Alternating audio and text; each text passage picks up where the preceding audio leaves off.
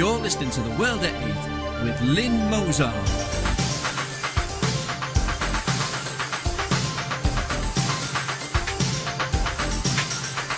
The World at 8, the number one in nationalist news.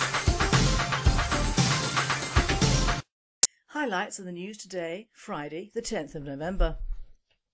Labour's Dave McLuckie is not so lucky. Tesco's fined for employing illegal workers. Report from Nick Griffin MEP, Strasbourg victory and more.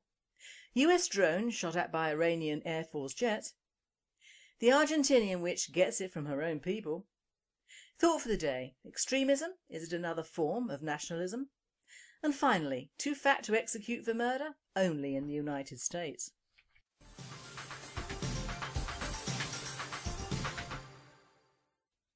UK News.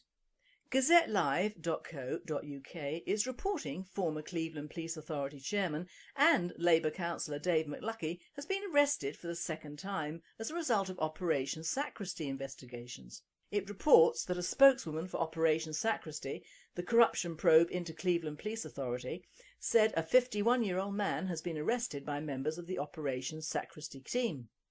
The man was arrested on October 16th on suspicion of perverting the course of justice, obtaining a pecuniary advantage by deception and a fraud offence. He was interviewed and released on police bail until 16th of November 2012. Pecuniary, for those interested, means financial, so it would appear Mr McLuckie had his hand in somebody else's pocket. Operation Sacristy is a criminal probe into corruption within the Cleveland Police Authority that has seen former Chief Constable Sean Price dismissed for gross misconduct. One World Date spokesperson commented, "This is what happens when you add corrupt political party to the police force." McLuckie was actually on bail at the time of his second arrest.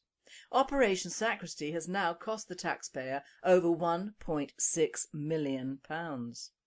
Now we are about to have the soon-to-be elected police commissioners take charge. Don't expect it to get better, it will only get worse. Superstore chain Tesco has been fined £115,000 for employing illegal foreign workers. More than 30 illegal student workers of 12 different nationalities were arrested by the border agency. They were breaking the rules of their visas by working more hours than allowed. One shopper said, "My son has been out of work for 2 years and has applied for work in various supermarkets and has been pushed aside because he is expensive, or should I say, British." One spokesperson commented, "I'm outraged by Tesco's actions, allowing illegal workers to take the jobs British students should have to help pay for their education and living. I will not shop at Tesco anymore or fill my car with petrol there either. British people who are fed up with foreign workers allowed by our corrupt government are now shopping a legal worker, and I suggest everyone to do the same."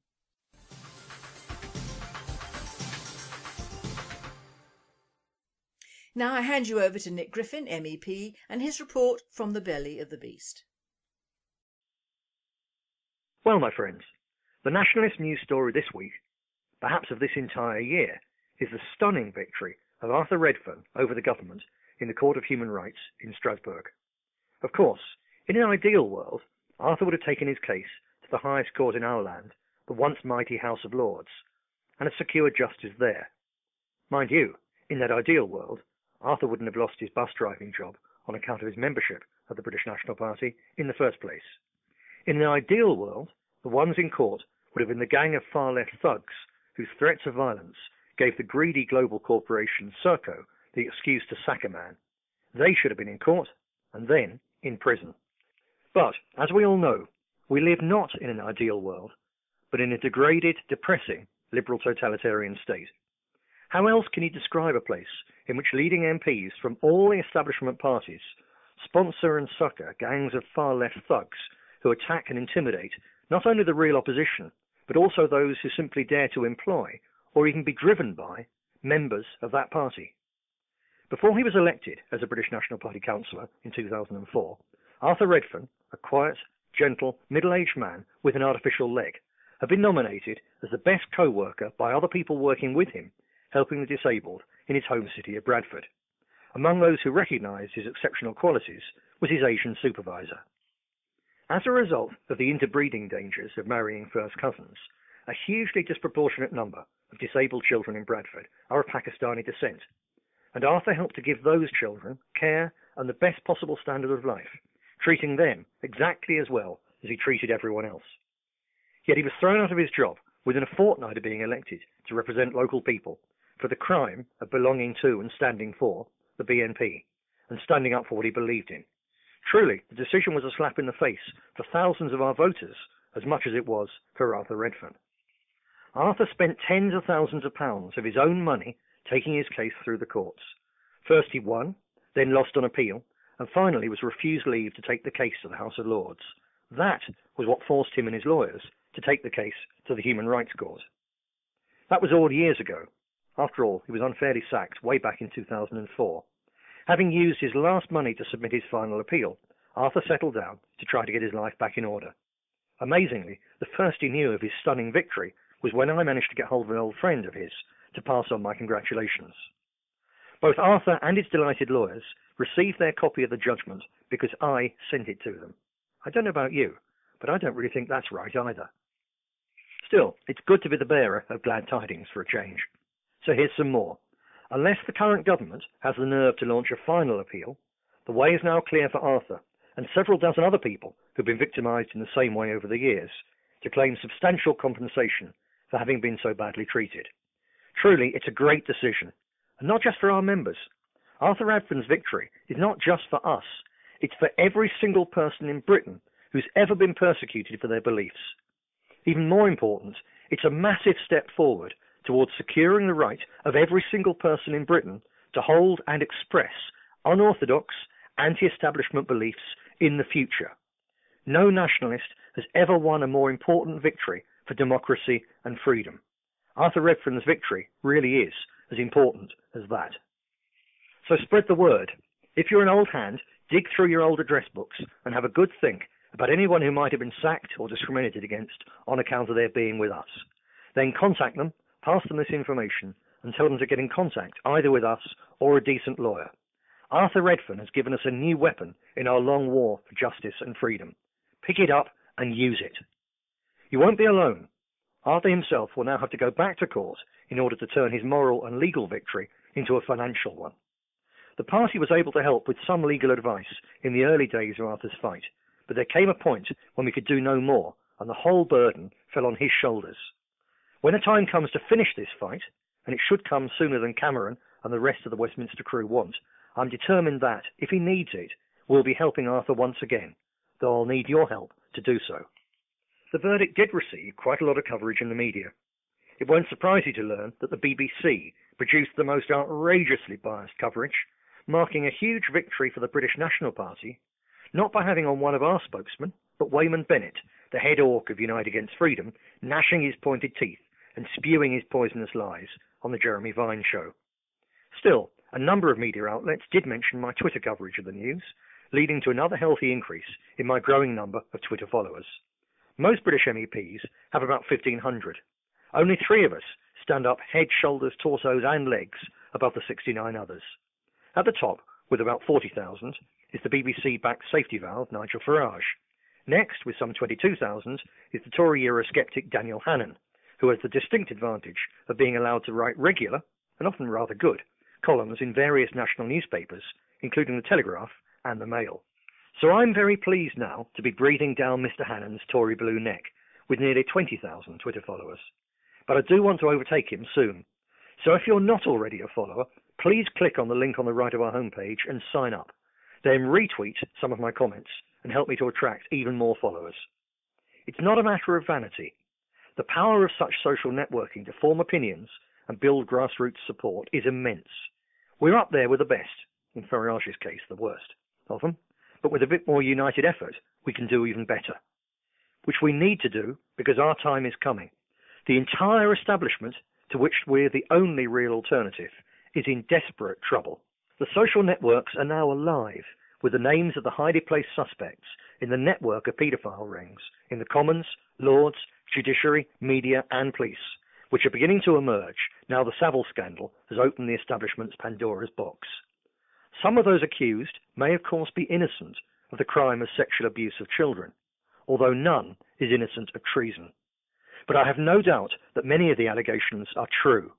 I refer you to the important article, Paedophile Ring Scandal Tightens Around Establishment's Neck, published on our website on the 8th of November, and ask that you cut and paste it and send it on to as many people as possible. It's still possible that the powers that be may manage to slam the lid shut again, but if they cannot, the Savile scandal that's already mutated first into a BBC scandal and then into a Tory grandee scandal could become even more virulent. It could now easily infect not just the Conservative Lord in the frame for the North Wales children's home abuse, but some of the most powerful men in the Tory party. Cameron's breakfast TV gaffe, when confronted with a list of alleged Tory child sex beasts, could easily turn into the defining disaster of his disastrous out-of-touch premiership. It clearly showed that he's more worried about the phantom red herring of homophobia than about protecting children and securing long-delayed justice for the victims of horrific child abuse. Incidentally, given that virtually all the top Tories on the infamous but widely available internet list are married, Cameron's comments about it being a witch hunt of people who just happen to be gay was particularly revealing. Now, it's really no concern of anyone else's if a few married Tory cabinet ministers, or anyone else for that matter, happen to go off and bat for the other side once in a while. If it's a sin, it's a matter between them and their maker. If not, it's just a matter between them and their wives. What does matter is the inconvenient but scientifically proven fact that while between only 1 and less than 3% of the male population is homosexual, 25% of paedophiles are homosexual.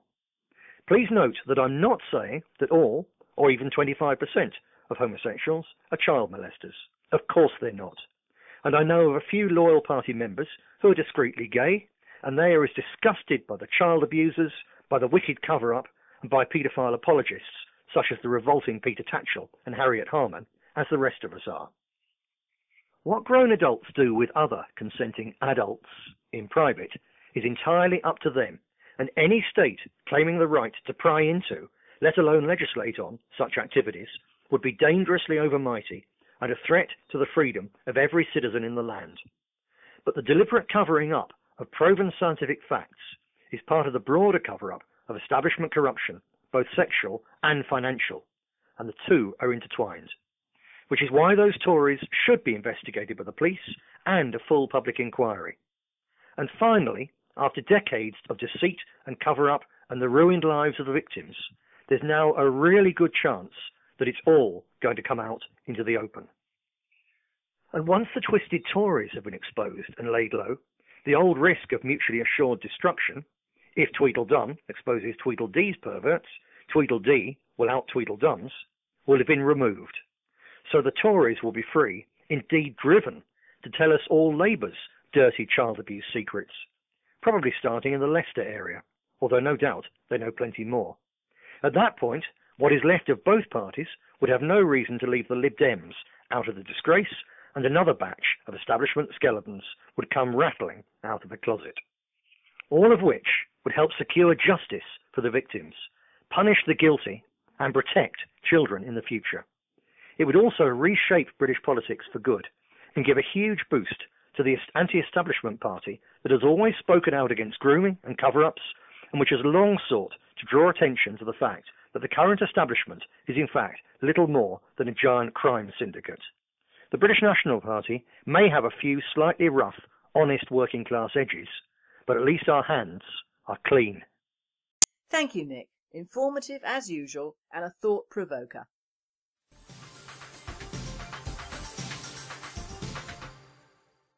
World news.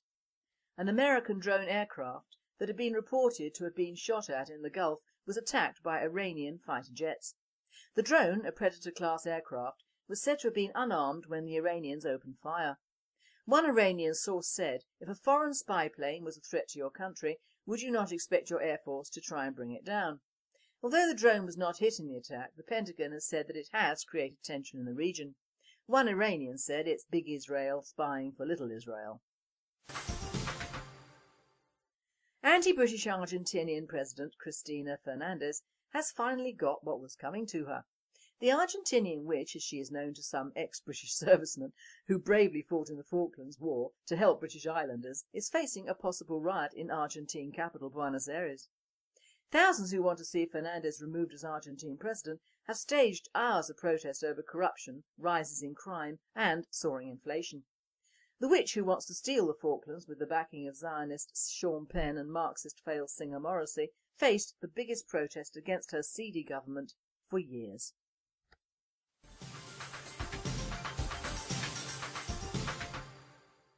Thought for the day. Extremism. Is it another form of nationalism? Golden Dawn takes advantage of recession-ravaged Greece, bleats the Telegraph, hurrying on with fascist gangs are turning Athens into a city of shifting front lines, seizing on crimes and local protests to promote their own movement, by claiming to be the defenders of recession-ravaged Greece. In fact, the usual anti-fascist phrases we all know so well in nationalism.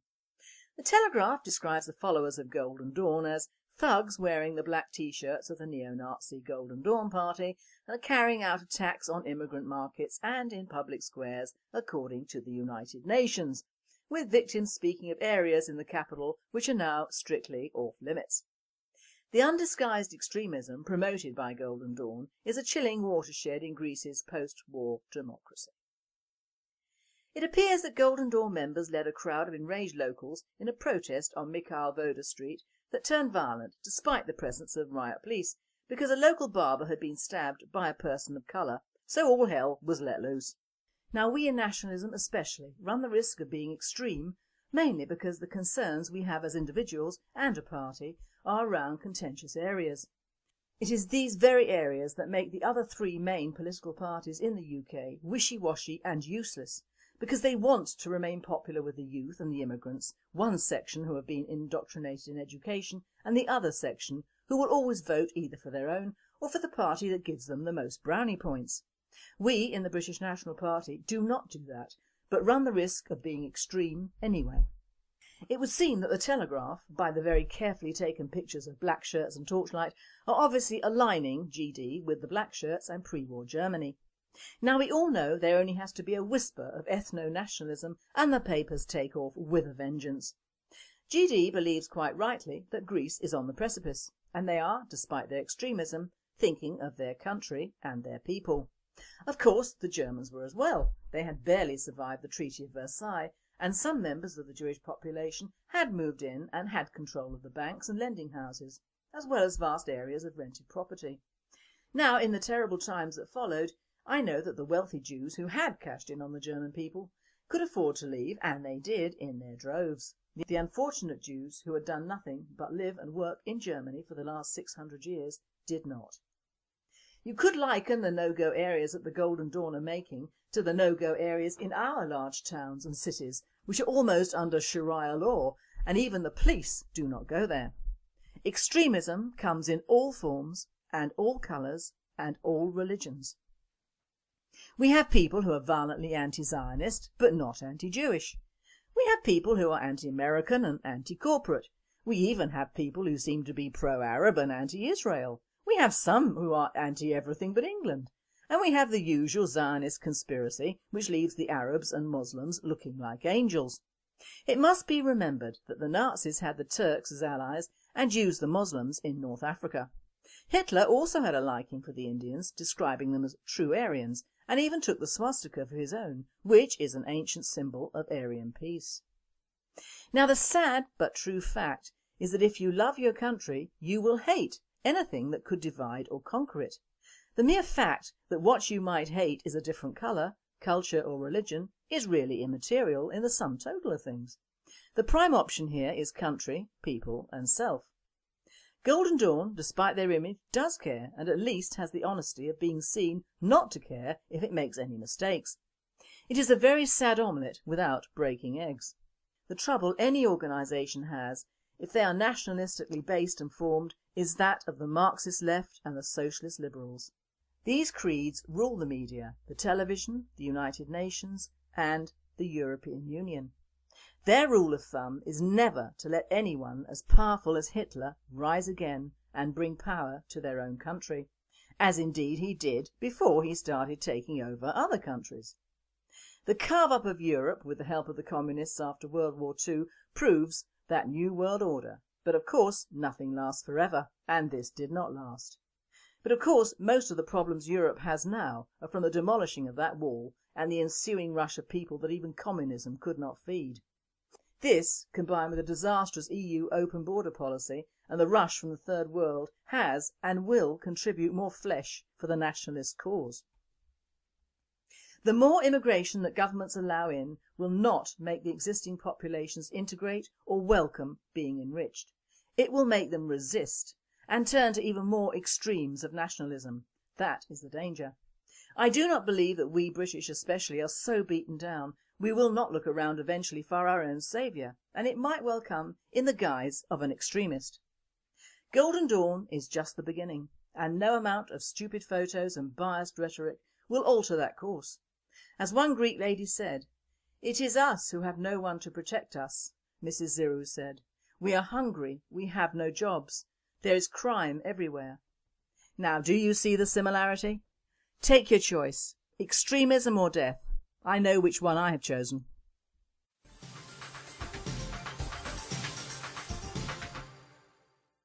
And finally, a condemned killer fighting his execution because of his extreme weight does not have accessible veins in his arms or hands and cannot receive a lethal injection in his legs because he's so obese, a doctor told a court. Ronald Post, 53, who weighs nearly 29 stone, has appealed to the court in Columbus, Ohio, to stop his execution because his weight could cause him to suffer severe pain during the procedure. The state is opposing the request. Post is due to die on January 16, 2013 for the 1983 shooting death of Helen Vance in Elyria. Her son Bill has called Post's arguments laughable. Post is so large that IVs could not be inserted as part of the sentence procedure of lethal injection. This presenter says, "I have the perfect solution. Hang him and his weight will do the job for you." But what I can't understand is why he's been on death row so long. He might have been thinner when he first got in there, and perhaps he's been eating himself to death to make it impossible to carry out the sentence. Only in the States, bless him. You have been listening to The World at 8. I'm Lynn Mozart, and I and the team at Radio Britain wish you all a very happy and a very safe weekend.